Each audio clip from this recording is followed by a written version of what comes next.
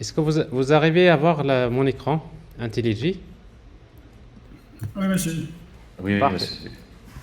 Alors regardez bien. Donc vous allez suivre cette démonstration. On va essayer de voir comment on va travailler. Maintenant, on va utiliser donc IntelliJ version Ultimate, parce qu'en fait il y a la version Community et la version Ultimate. Si vous travaillez avec la version IntelliJ Ultimate, on va créer un projet. Cette fois-ci, quel type de projet? C'est un projet Spring Initializer. Donc je vais créer un projet que je vais appeler par exemple scolarité, université. OK. Alors, donc déjà quand vous créez un projet Spring Boot, il faut spécifier. Donc déjà, bon, c'est un projet Java, Maven, parce qu'en fait par défaut il sélectionne Gradle dans ces dernières versions. Donc je vais utiliser Maven Project. Alors le groupe ID, je vais utiliser donc ma.inset. Là, je vais utiliser donc Java 17, ou bien vous utilisez Java 18, 19, 20, etc. Et bien sûr, si vous n'avez pas Java 17, vous pouvez toujours le télécharger. Et là, vous pouvez spécifier par exemple la version que vous voulez télécharger. Next. Alors ce projet-là existe déjà, donc université, par exemple, l'application, je vais l'appeler Students App. Next. Alors, j'utilise la version Spring Boot, la version 3, et je vais sélectionner les dépendances. Alors, quelles sont les dépendances dont j'ai besoin? Je vais tout simplement chercher GPA, Spring Data GPA. Je vais utiliser une base de données H2 Database. Je vais utiliser en fait le web. Pourquoi web? Parce que j'ai besoin de créer une application web par la suite avec Tomcat. Et j'ai besoin d'utiliser Lombok. Donc voilà les 4 dépendances dont j'aurai besoin. Spring Data GPA, H2 Database, Spring Web et Lombok. Alors je crée mon projet.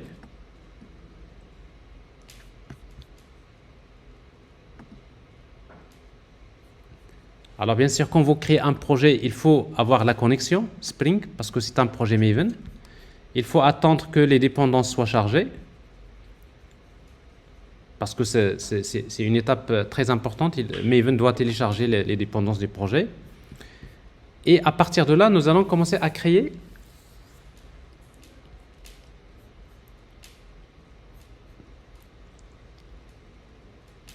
je vais créer une application qui permet de gérer des produits. Bon, ça c'est des étudiants, des produits, peu importe. Alors ici, donc, je vais créer une entité. Donc, dans mon package, ici, vous voyez donc dans le package de l'application, ici, main Java package application, je vais créer un package que je vais appeler entities. Donc, ça, c'est le modèle. Et dans ce package entities, je vais créer la classe product. Je vais gérer des produits. Bon, un produit est défini par ses attributs, ID, par l'attribut désignation, string, name. C'est étudiant. Oui, bon, j'ai oublié. Bon, je crée des produits, d'accord? Peu importe, étudiant, produit, c'est la même chose.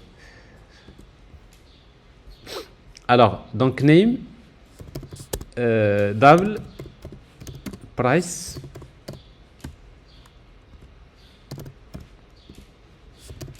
la quantité, int, quantity,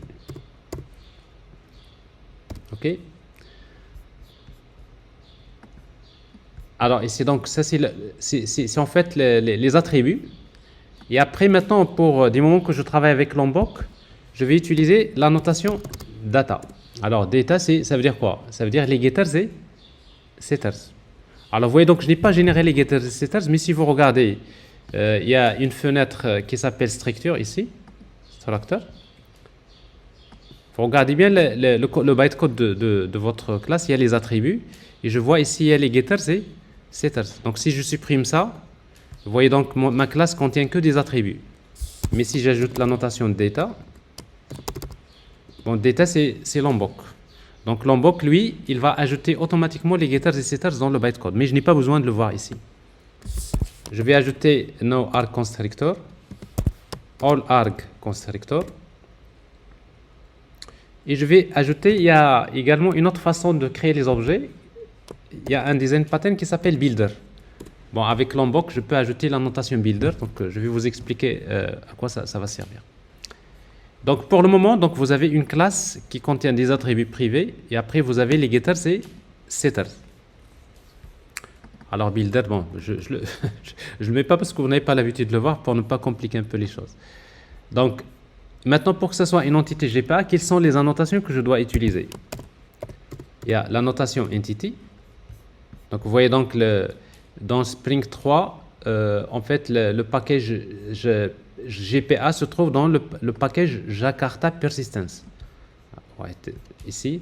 Alors maintenant, vous voyez donc qu'il est souligné en rouge parce qu'une entité doit avoir un identifiant. C'est pour cela que je vais utiliser la notation ID. Et si je veux que la valeur de ID soit générée automatiquement, je vais utiliser generated value et je peux utiliser la stratégie identity. Vous voyez donc en quelques minutes, j'ai créé une entité GPA. Alors maintenant, si vous voulez déjà voir est-ce que la table est générée, on peut directement aller vers le fichier application.properties. J'ai besoin juste de spécifier les informations suivantes. D'abord, server.port. Alors, quel est le port que je vais utiliser pour Tomcat? Je vais utiliser par exemple 8085. Et ensuite, Spring Data Source URL. Alors, dans mon cas, c'est JDBC, H2, Database, mem, c'est-à-dire memory. Et non pas men. Parce que là, quand vous mettez men, vous allez avoir une exception. Mem, memory, database. Et la base de données s'appelle, supposons que la base de données s'appelle productDB. productDB. Alors, en fait, H2 Database, je n'ai pas besoin de l'installer parce que Spring va démarrer un SGBD et H2.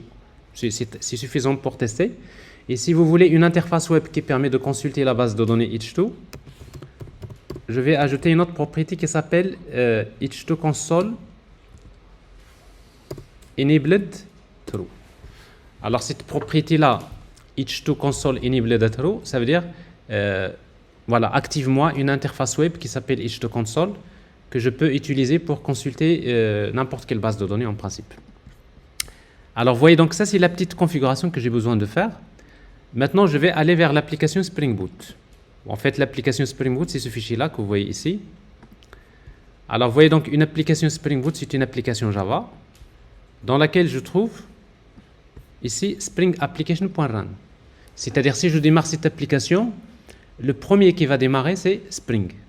Le premier qui va démarrer, c'est Spring.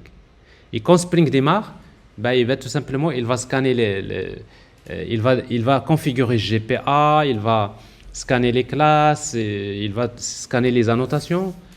Et donc, ce qui fait, lui qui va faire l'inversion de contrôle. Alors, on peut déjà voir si ça marche dans un premier temps. Je vais démarrer l'application.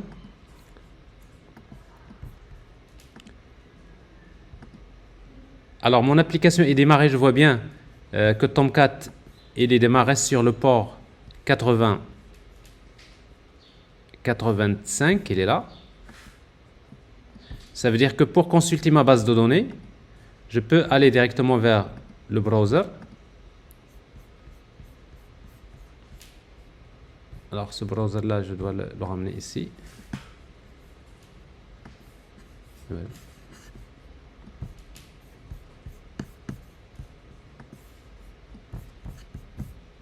J'ai un browser là.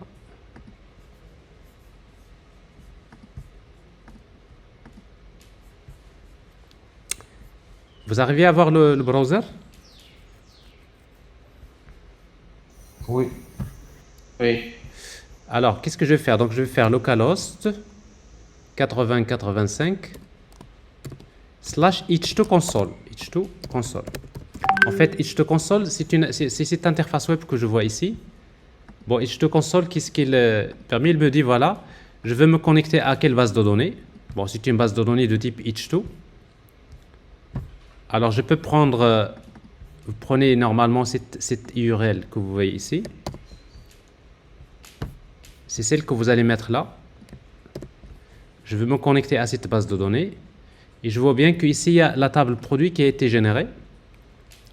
Je vois ID, je vois ID, les deux types, name, price, quantity. Donc, ça veut dire que au démarrage, par défaut, la table a été générée. Alors maintenant, je vais ajouter quelques données dans cette table, c'est-à-dire je vais enregistrer quelques produits. Et pour cela, qu'est-ce que je vais faire? Je vais revenir à l'application. Alors, dans mon application, j'ai besoin d'exécuter le code une fois que Spring est démarré. Et la façon la plus simple, c'est dans Spring, c'est d'implémenter une interface qui s'appelle Command Line Runner.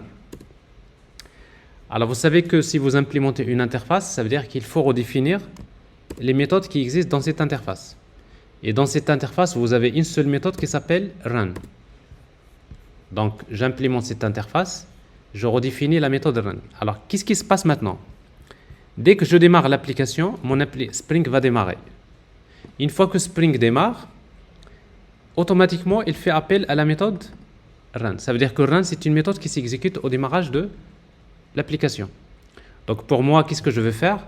Je veux utiliser, je veux ajouter des produits dans la base de données, mais pour pouvoir gérer les produits, ben, j'ai besoin d'utiliser Spring Data. Ben, justement, pour utiliser Spring Data, qu'est-ce que je vais faire? Je vais, dans mon package de l'application, je vais créer un sous-package que je vais appeler repository, dans lequel je vais créer l'interface product repository. Ben, c'est ça Spring Data. Nous avons dit qu'avec Spring Data, si vous voulez, tout simplement, il suffit pour utiliser Spring Data, il suffit de créer une interface qui hérite de l'interface GPA repository. Alors, quelle est l'entité qu'on va gérer? C'est product. Et le ID de cette entité est de type long. Voilà, donc ça c'est Spring Data. Alors maintenant, je vais utiliser cette interface-là pour pouvoir ajouter des produits dans la base de données. Et pour cela, il suffit dans mon application, de déclarer un objet de type product repository, de faire l'injection des dépendances. Je peux utiliser la notation AutoWired pour demander à Spring, injecte-moi dans cet objet-là un objet de type product repository. Il fait l'injection des dépendances. Maintenant, une fois que mon application démarre, une fois que Spring est démarré, la méthode run va s'exécuter. Et qu'est-ce que je vais faire? Je vais utiliser donc product repository.save. Je vais enregistrer un produit. Product. Alors ici donc l'ID, je ne le connais pas nul parce qu'il est auto-increment. Le nom, par exemple computer. Le prix quelconque et la quantité. Donc ça c'est un premier produit, un deuxième produit, un troisième produit. Ça c'est printer, 1200, 4. Et après vous avez par exemple smartphone.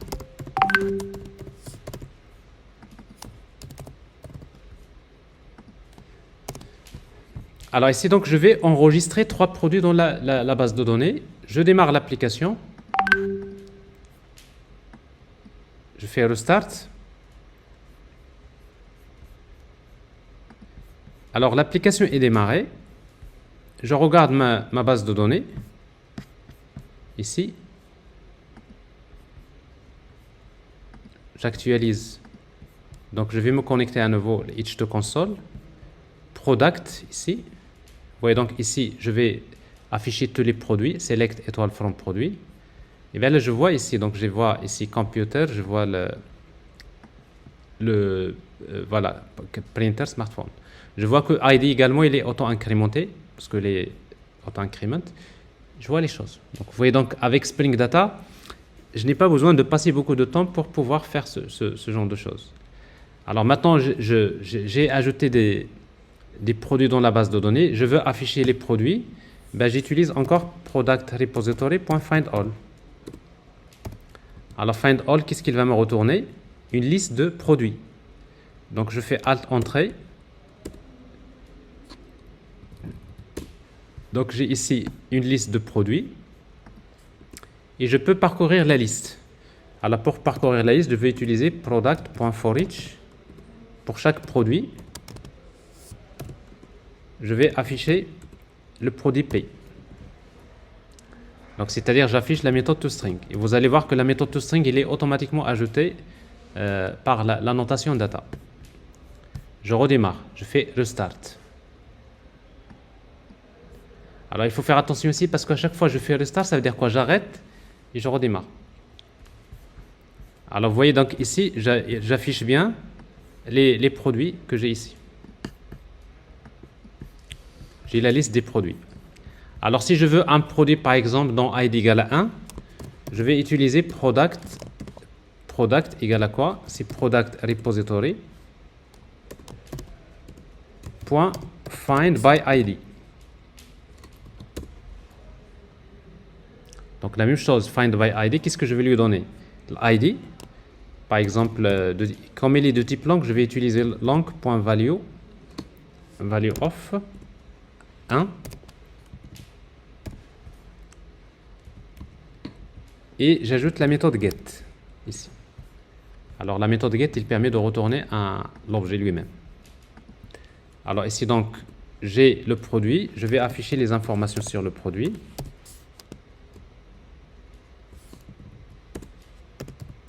J'affiche p product.getID, product.getName, product.get par exemple quantité.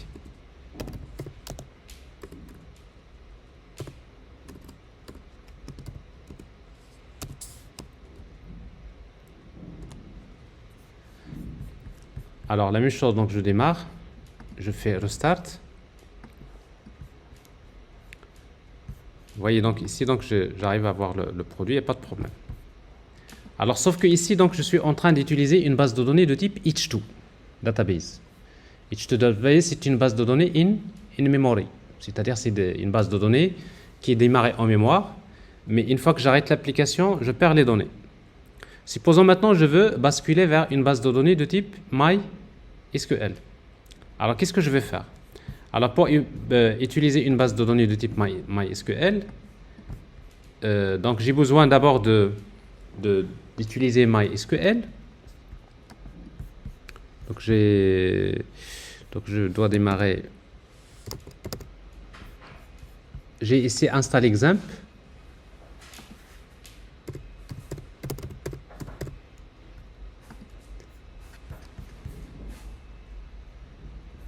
Bon, ça c'est XAMPP. Bon, en fait, c'est un outil qui installe MySQL avec.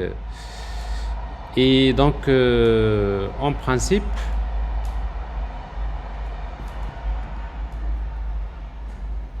alors Monsieur, vous avez. on travaille avec Apache ou bien Comment? Postman pour le serveur. XAMPP contient Apache. C'est pas Oui, on alors travaille XAMPP, avec Postman. XAMPP, il contient Apache Web Server. Start. Je vais le démarrer. Il est là. Il contient une base de données de type MySQL.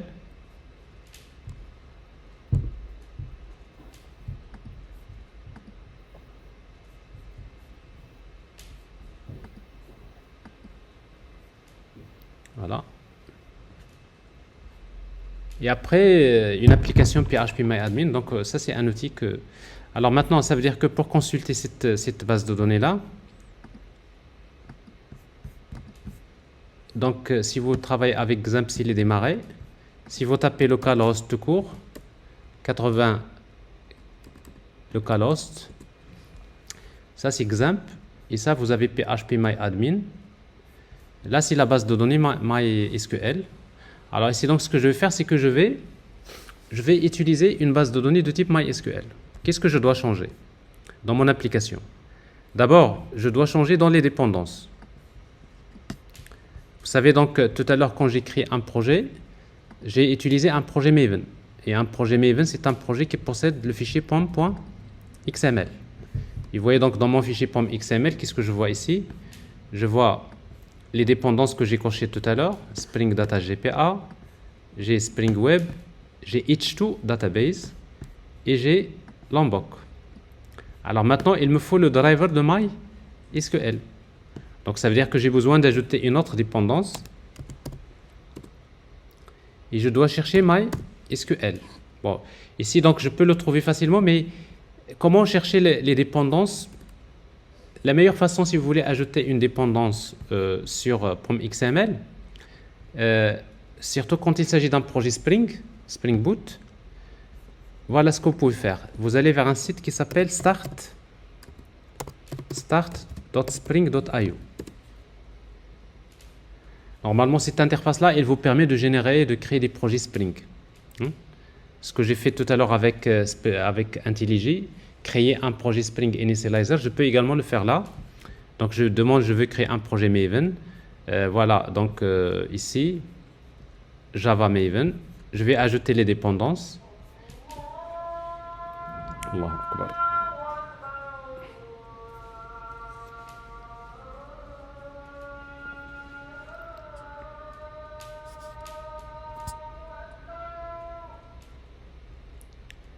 Alors ici, donc, j'ai MySQL. Je vais chercher la dépendance MySQL Driver. Et je vais utiliser Explore. Et quand je fais Explore, j'ai un fichier Maven et je prends la dépendance ici de MySQL. Elle est là. Copier. Et je l'ajoute directement ici. Ça, c'est plus simple. Et donc, quand j'ajoute cette dépendance-là, donc je vais faire Maven Reload Project. Comme ça, il va télécharger cette dépendance. Alors, une fois que j'ajoute la dépendance, dans le fichier Application Properties, je dois changer ici. Alors ici, donc, ce n'est plus maintenant H2 Database. Donc, je dois mettre les bases de données de type MySQL. Donc, ça veut dire que je vais prendre à peu près ce que je vous ai montré tout à l'heure dans le support. Donc, ici, CTRL-V. Alors, maintenant, ce n'est plus... Là, je le mets en commentaire avec dièse, parce que là, ce n'est plus H2 que je vais utiliser. Et ça, je n'ai plus besoin. Mais par contre, donc Spring Data Source, ça va être GDBC, MySQL.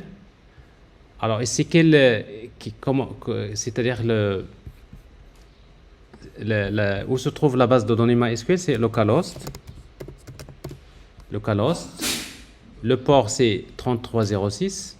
Bon. Donc c'est gdbc.mysql, localhost, le port, c'est 3306. La base de données s'appelle, je peux lui donner le nom par exemple productsDB. Et après, donc, si la base de données n'existe pas, donc je lui demande de la créer en ajoutant create database if not exist égale à true.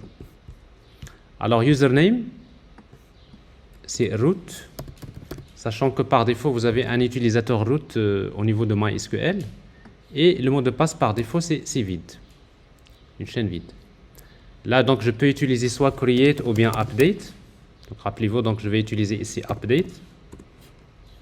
Et le dialecte, je vais utiliser MariaDB dialecte.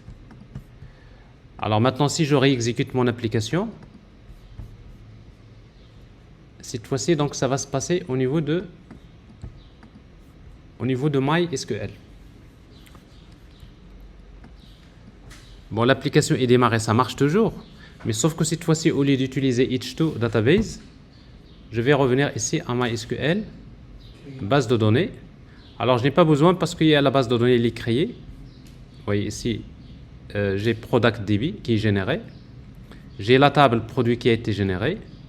Et je vois bien que les données sont insérées dans la base. Alors si je réexécute une deuxième fois, je vais encore... parce que là, j'utilise update. Ça veut dire qu'à chaque fois, il va insérer, à chaque fois que j'exécute, il va ajouter des produits. Donc si je regarde ici, j'affiche, je vois ici maintenant, il y en a 6. Parce qu'au début, il a ajouté 3, après, encore quand j'ai exécuté, il va ajouter 6, donc ça duplique un peu les données.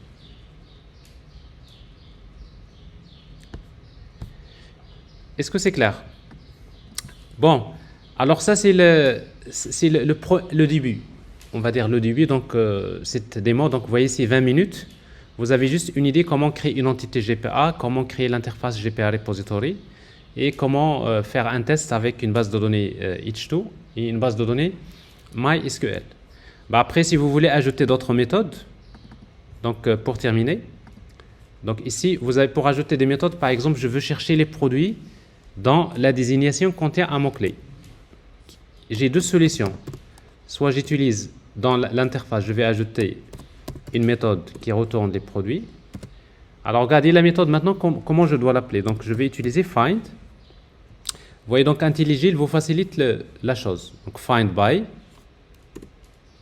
by quoi? Name contains string un keyword. C'est la première solution. Donc vous voyez donc cette méthode là, il suffit de la déclarer comme ça, je peux l'utiliser ici. Et pour la tester, je vais utiliser product repository .find by name contains. Supposons par exemple je cherche tous les produits qui contiennent C.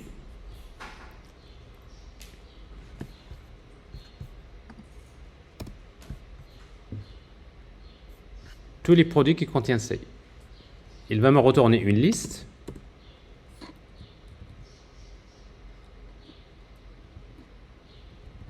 À la product list. Et j'affiche la liste. Product list.forEach. Pour chaque produit de cette liste, j'affiche le produit P. Alors ici donc je vais afficher un séparateur.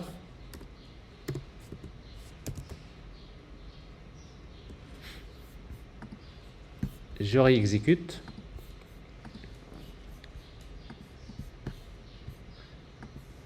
Alors je vois ici, on a 3 C, parce que à chaque fois que j'ajoute, chaque fois que j'exécute, j'ajoute les 3 produits. Donc je vois ici donc computer. Ok? Monsieur, Oui. c'est pas un problème pour vous. Si chaque fois on exécute, ça génère les mêmes produits, non? Oui, mais c'est juste pour moi, c'est juste un test. Mais si vous voulez pas maintenant les générer à chaque fois, une fois qu'ils sont insérés, vous mettez ça en commentaire. Ok? Donc c'est-à-dire à chaque fois que je démarre, il va plus à chaque fois ajouter. Parce que ça c'est juste un test, d'accord? D'accord. Alors ici donc j'ai les produits. Bah, ça j'ai find by. Je peux faire autre chose autrement. Au lieu de faire ça, au lieu de faire... donc ça c'est la première solution. La deuxième solution, c'est d'utiliser une liste que vous allez appeler par exemple search, string, le mot-clé, keyword, mais à condition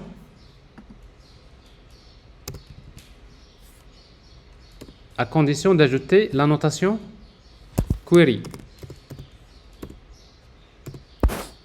Alors query, donc vous mettez ici select p from produit. Vous voyez encore, il m'aide beaucoup à retrouver mes objets. P where p.name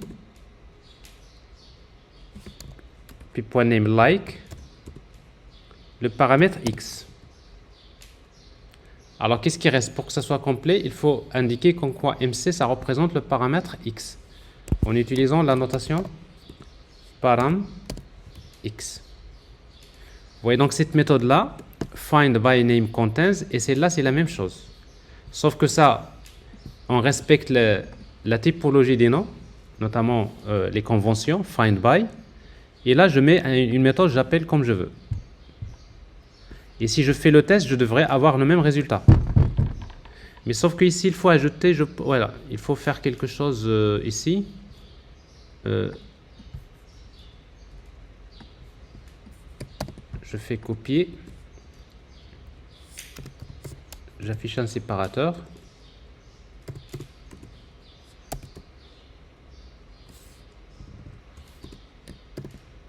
Coller. Alors, product list 2. Donc, au lieu de faire ça, je vais utiliser .search. Search C. Mais cette fois-ci, dans C, je dois ajouter un pourcentage avant et un pourcentage après. C'est-à-dire, quels que soient les caractères avant, quels que soient les caractères après. Et je vais parcourir la liste 2 et j'affiche.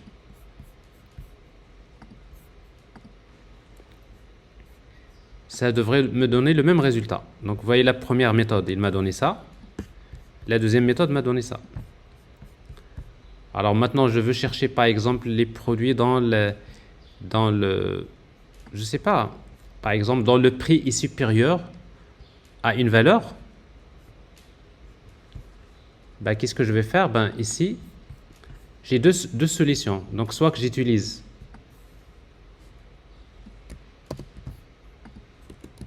une méthode comme ça, find by price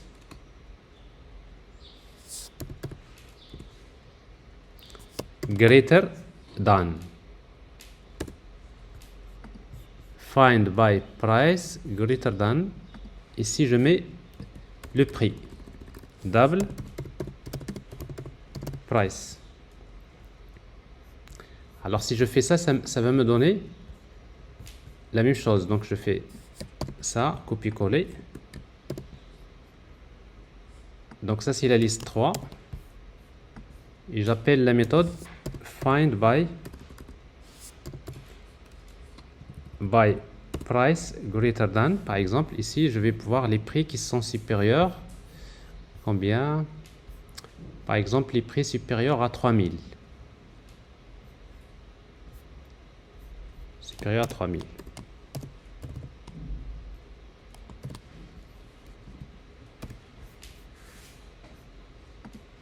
Alors, j'affiche cette liste 3.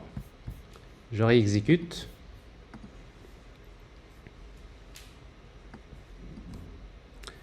Vous voyez donc ici, ça me donne que les prix dans la quantité, dans le prix est supérieur à 3000.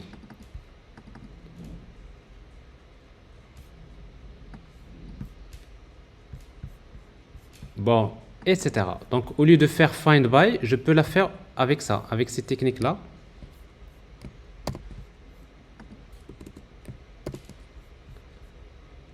Donc, je peux l'appeler par exemple search by price. Donc, ici, qu'est-ce que je vais mettre? Je vais mettre double price. Et là, je vais utiliser la requête. Alors, c'est quoi la requête? C'est where p.price est supérieur au paramètre de .x. Et après, il faut indiquer que price, ça représente le paramètre x en utilisant la notation param x. Là également, ça devrait marcher. C'est-à-dire, si je reviens ici, au lieu d'appeler find by price greater, ici, j'appelle la méthode search by price.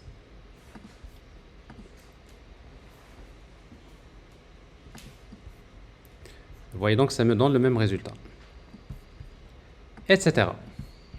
Alors, bon, ça c'est pour comprendre le début. Alors, sans doute pour la première fois que vous allez faire ça, vous allez voir que déjà, bon, en termes de code, on n'écrit pas beaucoup de code. Regardez que le code principal, vous avez une entité GPA et vous créez l'interface patient repository. Et après, par la suite, il suffit de savoir, en fait, d'appeler ces méthodes-là comme vous voulez. Bon, après, par la suite, on va essayer de voir que dans la suite, on va créer une application web. Supposons je veux créer une application web. Je vais créer un package web. Je vais créer un web service RESTful. Je vais créer une...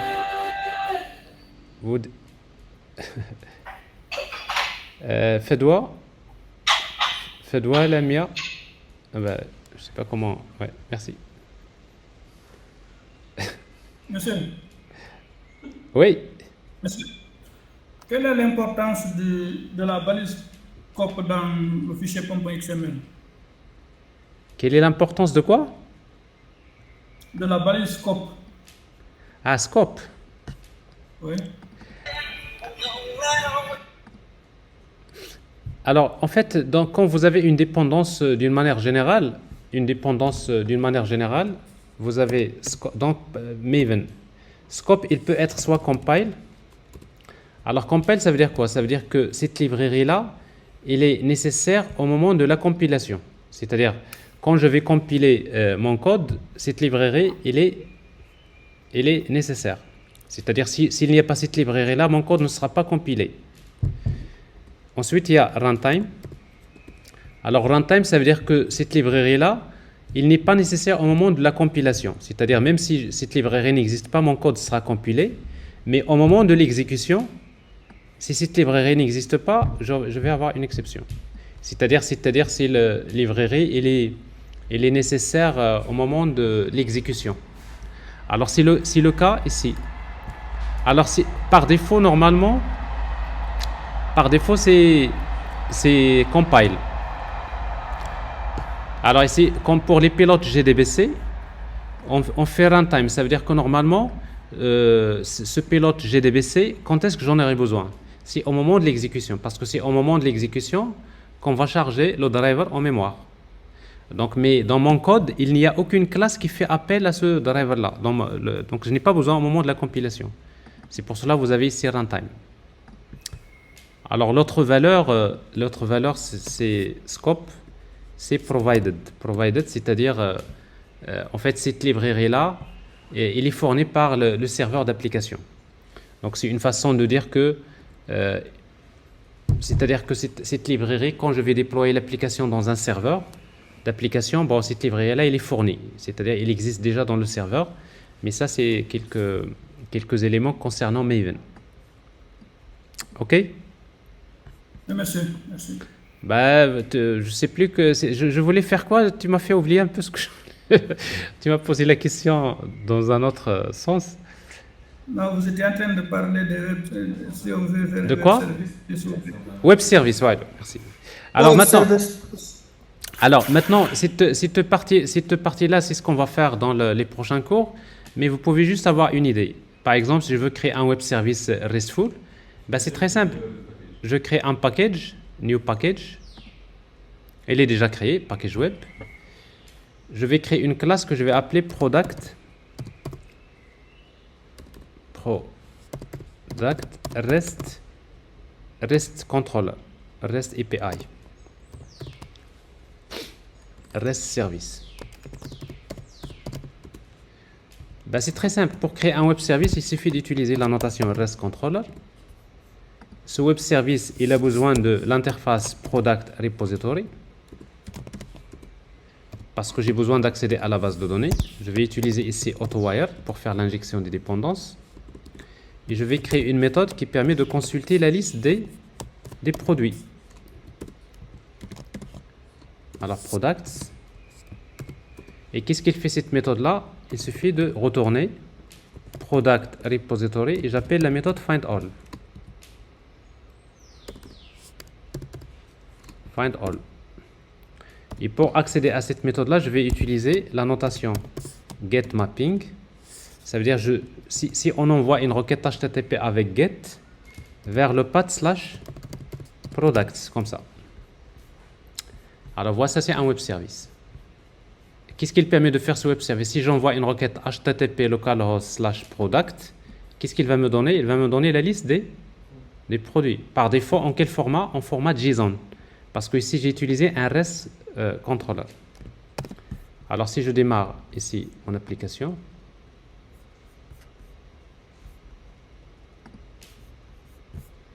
ben, je vois ici localhost. Alors le port c'est 8085 slash products.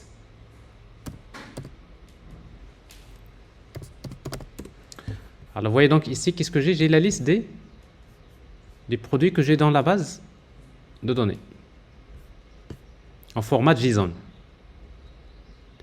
Je veux par exemple le produit dont ID égale à 1, /1. Je veux un produit, je vais l'ajouter. Je vais ajouter une méthode. Je vais mettre /product/id. ID c'est un paramètre. La méthode je vais l'appeler find by ID, find product. Je lui donne comme paramètre le ID. Ici pour retourner, au lieu de retourner une liste, je vais retourner un seul produit. Et au lieu de faire find all, je vais utiliser find by ID. Le ID. Et j'appelle la méthode get pour retourner ce produit-là. Alors, sauf que ici, il faut indiquer que ce ID que je vais mettre dans le path, c'est-à-dire que ce ID, c'est la valeur de ce paramètre qui vient dans le path. En utilisant la notation path variable. C'est-à-dire que le ID, il va prendre la valeur qui vient dans ce paramètre qui se trouve dans le path. Monsieur, s'il vous plaît, je ne sais pas pourquoi tu ajoutes .get. Alors, pourquoi j'ai ajouté .get? Parce que, normalement, la méthode findById, il ne retourne pas le produit. La méthode findById, il retourne un objet de type optional. Optional de product. D'accord? Ça, il est fait comme ça. Mais si vous voulez retourner le produit lui-même, il faut utiliser byid.get. C'est-à-dire l'objet optional, il contient une méthode get qui permet de retourner l'objet.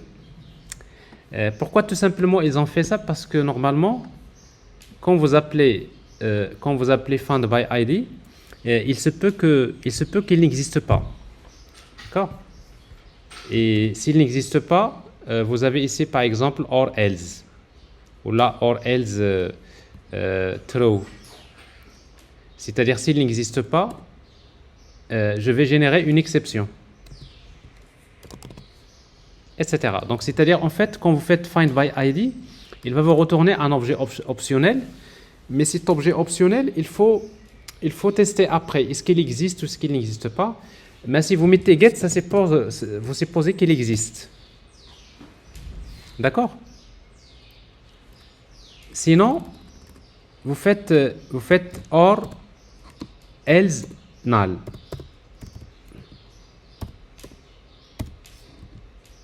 Alors, ça veut dire quoi ça? Or else null.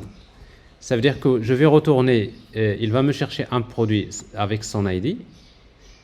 Il va me le chercher, mais sinon, si jamais le produit n'existe pas, donc produit, il va rester nul. Donc ici, je vais retourner return product. Mais il faut faire attention ici parce qu'il se peut que le produit n'existe pas.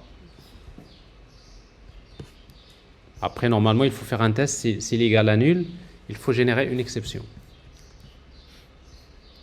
Est-ce que c'est clair? Donc, vous pouvez faire... En fait, tout ça, c'est des petits détails sur lesquels on va revenir. Mais c'est un peu ça. Alors, cette méthode-là, qu'est-ce qu'elle permet de faire? Ben, elle permet tout simplement, si vous consultez... Là, maintenant, je peux consulter tous les produits. Je peux consulter le produit dont le ID égale à 1. Si je mets /1, vous voyez donc qu'il me retourne que le produit dont ID égale à 1. Si je mets 2, vous voyez donc le produit dont ID égale à 6. Voilà. Donc ça c'est en fait le petit web service, mais ça c'est une partie qu'on va faire après. Donc c'est-à-dire maintenant ce qui est le cours, si vous voulez, on s'intéresse uniquement à la partie database, comment faire le mapping objet relationnel. La partie web, c'est un autre cours qu'on va faire après. Mais dans cette démonstration-là, vous pouvez déjà faire cette première, ce petit web service-là. Donc, vous voyez, donc finalement, pour créer une application, notre application, je n'envoie le code que nous avons écrit. Vous avez la classe produit, vous avez l'interface produit repository, et vous avez le web service que vous avez ici. Donc, comme vous pouvez le constater, avec Spring Boot, généralement, on ne va pas écrire beaucoup de code, mais par contre, il y a beaucoup de choses à comprendre. Il y a beaucoup d'annotations, il y a beaucoup de petits détails. Et tout ça, c'est des choses qu'on va comprendre au fur et à mesure que nous avancerons dans le cours avec les activités pratiques. Alors, maintenant, ce que je vous demande, c'est donc de regarder cet enregistrement-là et d'essayer de faire une première manipulation. Et la semaine, la prochaine séance, donc ça va être une activité pratique concernant rien que ça, la partie GPA, créer une entité GPA, créer une interface plutôt GPA repository, et après faire des petits tests comme ça.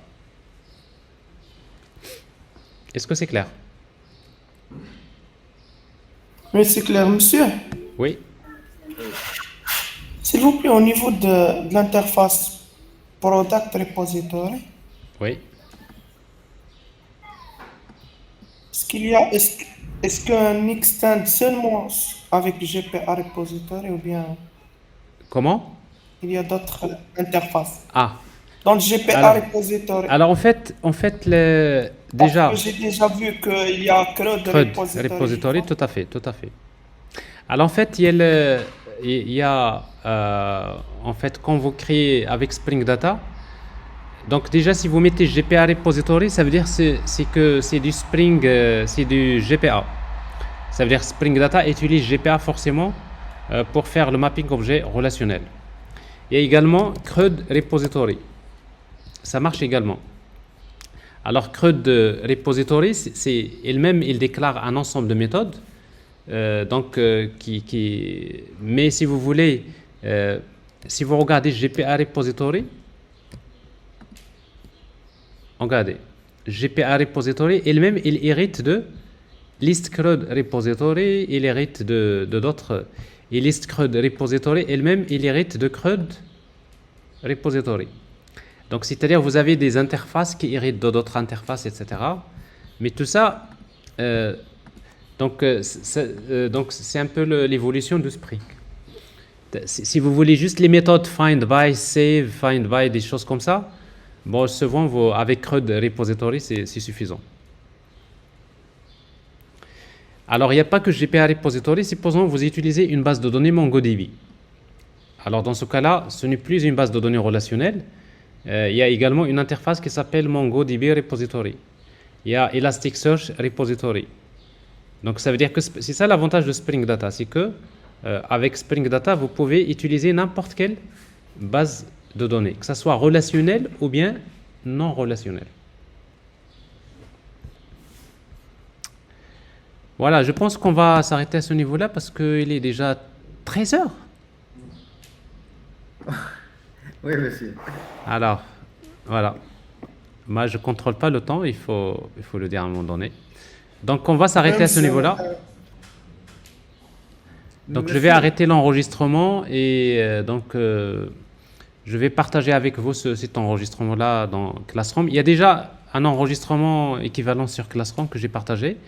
Donc, vous pouvez regarder, c'est à peu près les mêmes démonstrations en attendant d'avoir cet enregistrement.